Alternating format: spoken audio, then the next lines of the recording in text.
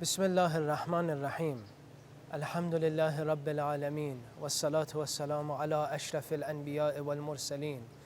Sayyidina wa nabiyyina Abil Qasim al-Mustafa Muhammad wa ala alihi at-tayyibin at-tahirin. Allahumma salli ala Muhammadin wa ali Muhammad. Allahumma salli ala Ali ibn Musa Reza al-Murtada. Dear brothers and sisters, Assalamu alaikum wa rahmatullahi wa barakatuh. It is with great honor and with great pleasure that we join you again in the courtyard just outside the burial area of the 8th Imam, Imam Ali ibn Musa Reza, in this holy city of Mashhad on the 26th day of this month of Ramadan. This month of Ramadan had many important moments for us, namely these nights of Qadr, these Layali Qadr, the nights of power which we have already experienced. And according to a weak tradition, the night of the 27th as well could be considered one of the nights of power. And so on that occasion, we want to explore this concept a little bit more. Firstly, this idea that Laylatul Qadr khayrun min alf shahr. What does that mean? On the surface of the ayah, it says that the Laylatul Qadr, this night of power, is better than 1,000 months. But what does it mean that it's better? Does it just mean that it's more special? Does it mean that we should have a greater sentimental feeling for this night?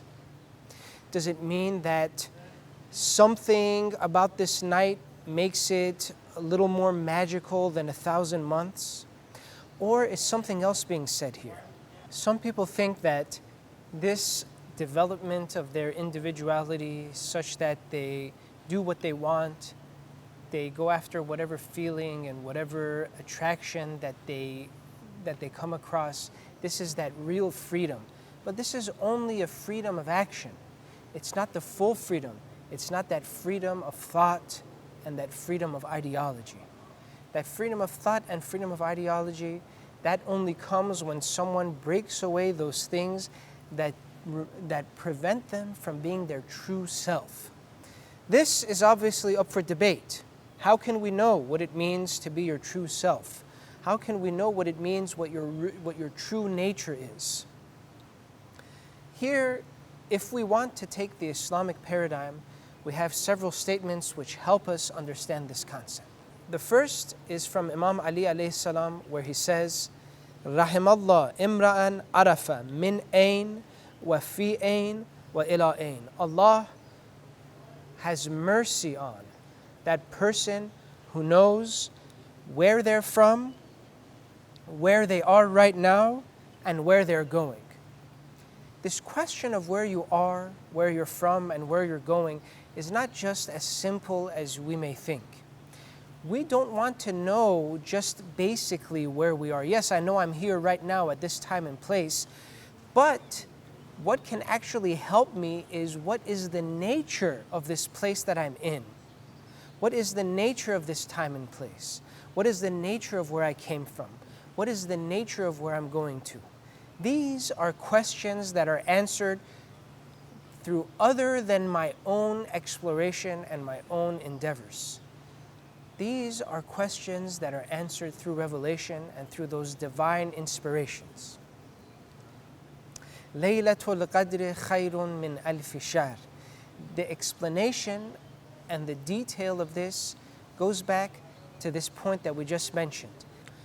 In order to understand this, we need to have access to that information which is other than information which is just derived and learned. That ilmud dirasa, those basic subject and predicate type statements. We need to have information which is divinely inspired, which has a top-down approach, which can help explain things for us from a top-down way that encompasses all aspects of the questions or the matter that we're trying to understand. This is that ilmul wiratha. This comes from the prophets and the imams. This is an inherited knowledge. when we refer to them to understand what it means that this night of Qadr is worth 1,000 months, we understand that this night of Qadr, it being worth 1,000 months, means that a person can traverse, a person can advance to the extent that it would take them 1,000 months to advance. They can make that type of advancement in just a single night. In just one night, if someone is aware of the importance of Laylatul Qadr and they actualize this, and they actualize the Laylatul Qadr, they can make that leap, a leap of 1,000 months in one night, spiritually speaking.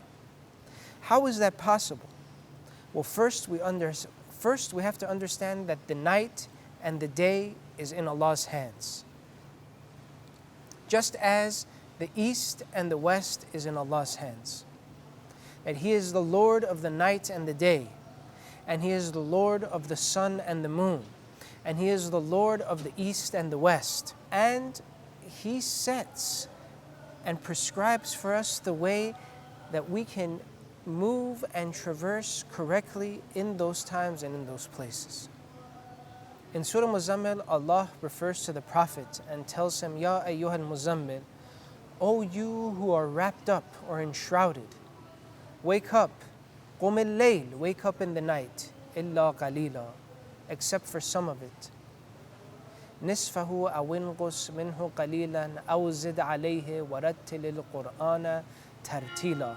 So Allah subhanahu wa ta'ala is instructing and commanding the Holy Prophet that I need you to wake up in the middle of the night, either for half of it, or for 2/3 of it, or for 1/3 of it. Why? What do I want you to do? I want you to rattilil Qur'ana tartila, to recite the Qur'an in measured tones. I want you to pray. I want you to supplicate. To what extent? Inna sanulqi alayka qawlan thaqila. That there is a weighty message. There is a deep meaning that I want to impart on you. And this deep meaning can only happen while you are aware and awake in the night, 1, and 2, while you supplicate during the night. And so we find Allah subhanahu wa ta'ala says that in the night is the time for you to develop and to achieve the readiness to acquire the ability to receive these weighty and these deep messages. Inna sanulqi alayka qawlan thaqila. Allah differentiates this night with the day. He says, Inna laka fin nahari sabhan tawila. Sabh means to swim. It also is related to the word tasbih. It's also related to the fact that you have many requirements from you in the day, that you have many responsibilities in the day. How can we understand what's really going on? To bring all of these points together, we explain this ayah in this way. That in the day, you are so busy with different things. You have responsibilities which cause people to remember Allah, the tasbih. All those responsibilities require you to be out and about. You have to talk to someone. You have to explain something to someone. Sometimes you have to tolerate defamation. Sometimes you have to tolerate slandering. These all happen during the day. But the night is different. The night is the time where the sun goes down. Attention to those material things in the world become less. And our attention to those material things in the world become less. And our ability to focus on ourselves become more. This is that nature of the night. And so we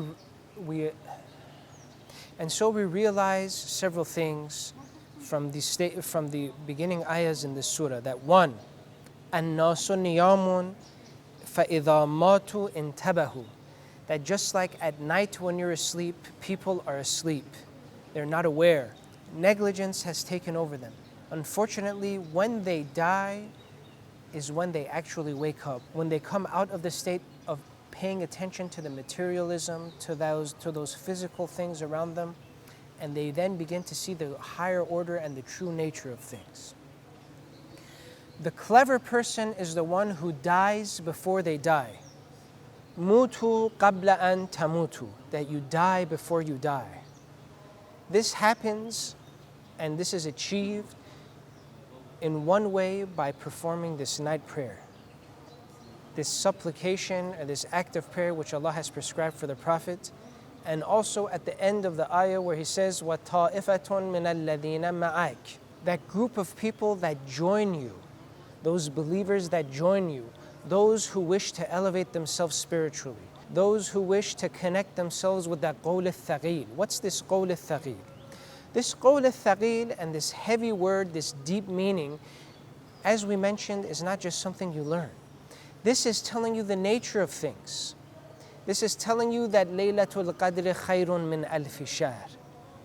And so obviously, that statement which tells you the nature of something like that will also tell you how to maximize a night like that. And so we see that in this month of Ramadan, and especially on these nights of Qadr, Allah is trying to help us understand that there's a difference between one time and another time. That time is not just some quantitative thing.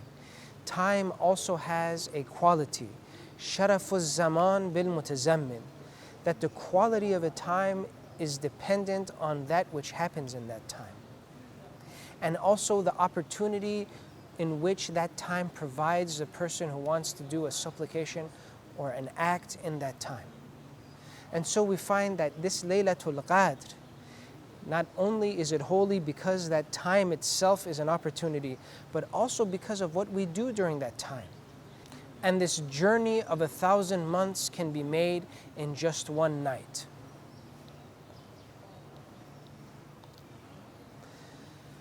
A practical aspect of this is what it does for the person.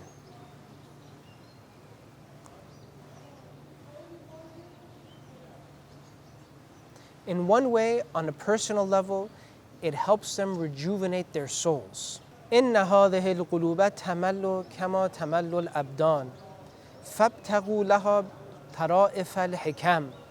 That the soul, the spirit, can become tired just as the body becomes tired. So rejuvenate this spirit by statements that deal with the hikmah. Rejuvenate this spirit with statements and activities that deal with the hikmah, the reality of existence, the spirituality. That's on the personal level. On a social level, what happens when someone is aware of these quality, the difference in quality of time, and acts on the differences in quality of time and actualizes this, just like they do in the Layali Qadr. What happens is what we see in this statement from Imam Ali in that letter he wrote to Malik al-Ashtar, where he says, إِنَّمَا عِمَادُ الدِّينِ وَجَمَاءُ الْمُسْلِمِينَ وَالْعُدَّ عَلَى الْأَعْدَى الْأُمَّةُ مِنَ الْأُمَّةِ, or الْأُمَّةُ مِنَ النَّاسِ, which means what? That this pillar, this foundation, which is holding the faith upright, is the people. Who among the people? Not just any old person. A person who themselves is unable and can't carry an important task out. How can they be someone that can be a pillar for the entire faith? Here, the Imam is saying that those who practice the deen and uphold the practice of the deen and develop their spirituality, they can be the ones who are the pillars of this faith. If I want to be the person who holds up this faith, if I want to be the person or part of that group of people that keep this faith upright, I have to actualize this time that's allocated to me. That this Laylatul Qadr, these nights of power, these nights of Ramadan, these final days, this last third of the month of Ramadan that we're in, these special moments help me develop myself in order to carry out this task and be among those who will not only be in high honor in this life, but in high honor in the next life. And so we thank you all again for joining us on this 26th day of the month of Ramadan. We're again pleased to be with you in this holy city of Mashhad, in the holy courtyard just outside of the grave site of the holy Imam.